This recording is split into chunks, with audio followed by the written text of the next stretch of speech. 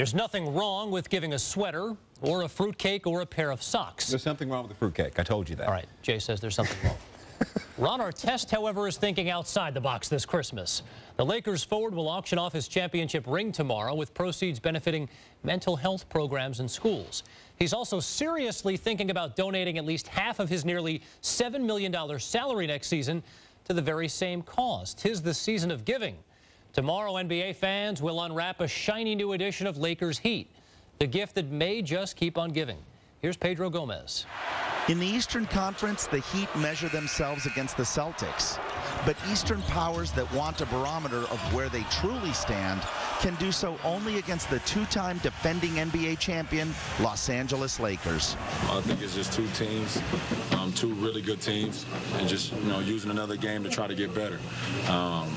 It's not if we win or if they win or if we lose, they lose, then, it's going to define our season in any way. We're not using it as a measuring stick. We're just using it as a competitive game. We know that a lot of people are going to be watching, and we just, this is what you want to play on. You want to play on the big stage. We know win, lose, or draw is not going to define our season, but we don't want to take a step backwards in this process of getting better. The NBA's brightest names on the marquee remain LeBron James and Kobe Bryant.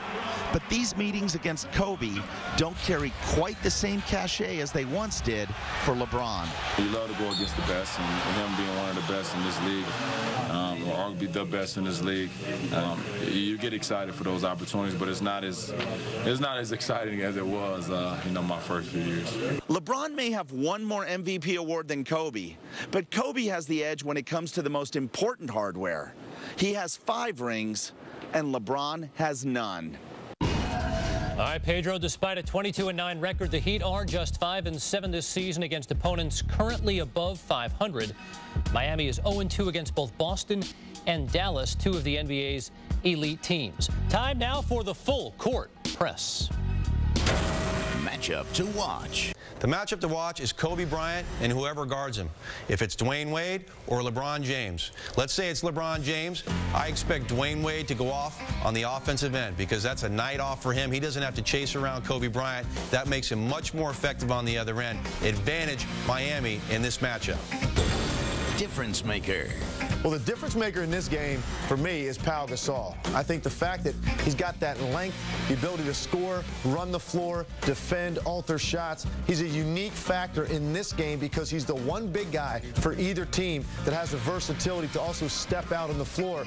And Pau Gasol has to have a huge game to help take some of the burden off of Kobe Bryant, who's going to have his hands full dealing with not only scoring, but guarding Dwayne Wade and at times LeBron James and using up a lot of energy. Prediction. My prediction will be the Los Angeles Lakers. With the Twin Towers down low and Andrew Bynum and Pau Gasol, it's a little bit overwhelming for the low post of the Miami Heat. You play the Heat on Christmas Day. Looking forward to this matchup? It'll be a real good measuring stick for our team. When you have a talented team like that has a lot of things going on, and now they've had duress go through their group, and now they've come out of it. They've had a winning streak, and they're playing really well. If you were able to sort of extrapolate maybe what LeBron James is going through in that desire to win a championship, what would you say? I know that there was a lot of conversation around Michael, and I was with him for 3 years, that we didn't win a championship. But we kept assuring him that, if we played better as a team, we're going to win. And, eventually we did. We didn't have to change personnel. So the change that LeBron made was startling.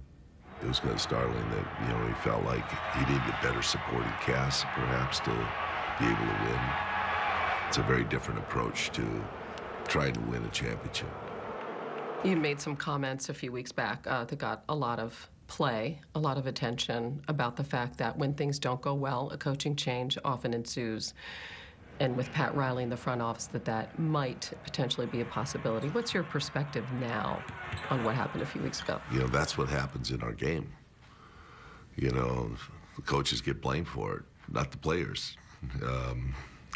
What happens. You can't change the 12 players on the team. You can change the coach. I think he's a really good young coach.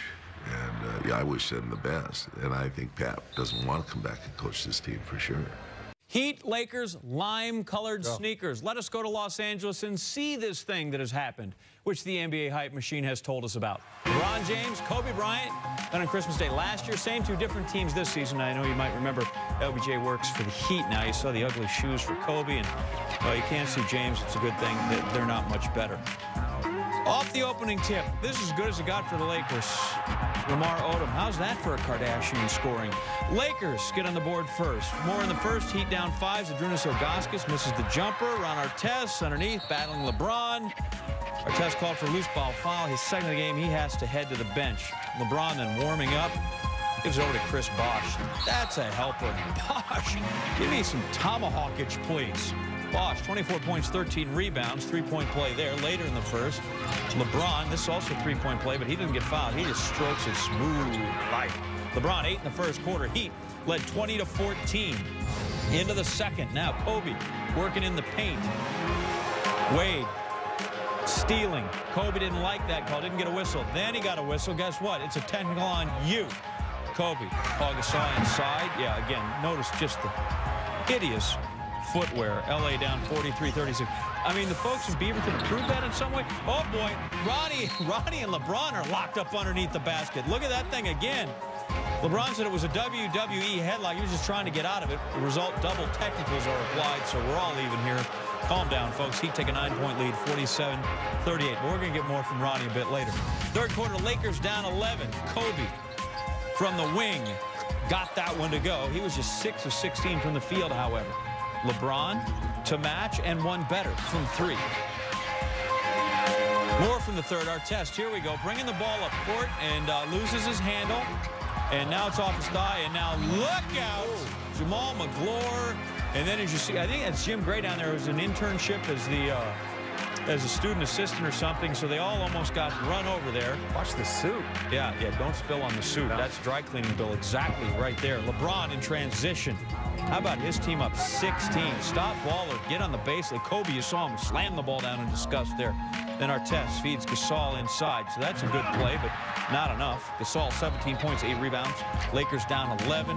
LeBron, a season-high 5 three-pointers. He was 5 of 6 from behind the arc. Puts Miami up 14 the fourth quarter. Bit of a formality here.